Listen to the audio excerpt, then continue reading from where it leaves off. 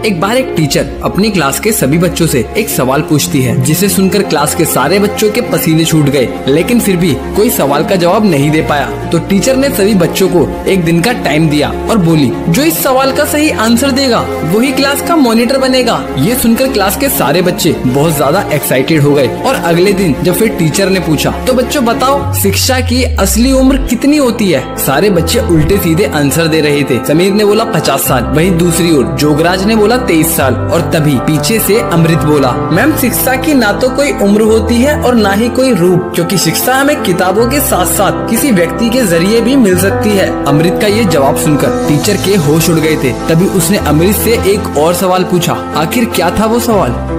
दोस्तों, एक बूढ़ा आदमी तरबूज बेच रहा होता है और दुकान के सामने एक बोर्ड लगाया होता है जिस पर लिखा होता है एक तरबूज के लिए $3, 3 तरबूज के लिए $10। एक लड़का उसके दुकान पर आता है और तरबूज का मूल्य देखकर होशियारी लगाने लगता है। वह बूढ़े आदमी को $3 देकर एक तरबूज खरीदता है, फिर $6 देकर 2 तरबूज और खरीदता है। जाते वक्त वह लड़का मुस्कुराकर बूढ़े आदमी से कहता है, बिजनेस तुम्हारे बस की नहीं है, क्या तुम्हें पता है कि मैंने सिर्फ $9 में 3 तरबूज खरीदे हैं? बूढ़ा आदमी भी मुस्कुराता है और कहता है, आप जैसे लड़के एक के बजाय 3 तरबूज खरीदते हैं, फिर भी वो मुझे सिखाने की कोशिश करते हैं कि बिजनेस कैसे करना है। दोस्तों, कुछ सीखा हो तो लाइक कर देना।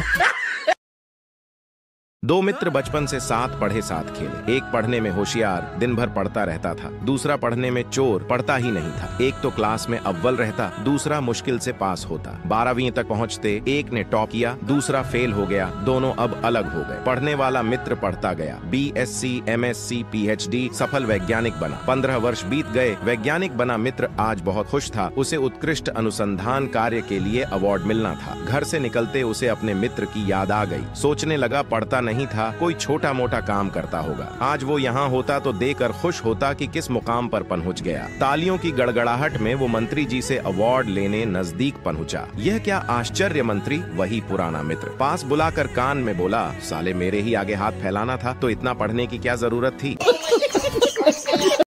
दोस्तों, एक कसाई के घर चूहा, कबूतर, मुर्गा और बकरा रहते थे। एक दिन कसाई चूहा पकड़ने के लिए एक चूहादानी ले आया। जब चूहे को यह बात पता चली तो वह भागा भागा कबूतर के पास गया और बोला, बहन मेरी मदद करो, कसाई चूहादानी लाया है, उस चूहेदानी को कहीं दूर फेंक आओ। कबूतर बोली, चूहेदानी से मुझे क्या खतरा, मैं क्यों फेंकूं? अब चूहा मुर्गे के पास गया। मुर्गा हंसकर बोला, ये तो मेरी समस्या नहीं है, तुझे खतरा है, तू जाकर फेंक। बेचारा चूहा दौड़ते हुए बकरे के पास गया। बकरा बोला, चूहेदानी में मैं थोड़ी फंसने वाला, मैं ऐसा बिल्कुल नहीं करूंगा। निराश होकर चूहा अपने बिल में चला गया। रात को अचानक खट की आवाज आई। कसाई की बीवी को लगा कि चूहा चूहेदानी में फंस गया है। वह चूहेदानी के पास जा रही थी, अचानक उसे सांप ने काट लिया। कसाई अपनी बीवी को वैद्य के पास ले गया। वैद्य बोला, इसे कबूतर का सूप पिलाओगे तो ठीक हो जाएगी। कसाई ने कबूतर का सूप बनाकर अपनी बीवी को पिला दिया। उसकी बीवी ठीक हो गई। कसाई ने अपनी बीवी के ठीक होने की खुशी में मुर्गे को काटा और खा गए। जब पड़ोसी को पता चला कि उनकी पत्नी ठीक हो गई है तो सब पार्टी मांगने घर आए और कसाई ने पार्टी में बकरा बनवा दिया। दोस्तों, यह वही कबूतर, मुर्गा और बकरा थे जो चूहे के मुसीबत के समय में उसका साथ देने के बजाय उसका मजाक उड़ा रहे थे, क्योंकि उन्हें सिर्फ यही लगता था कि यह सिर्फ चूहे की प्रॉब्लम है, ना कि मेरी।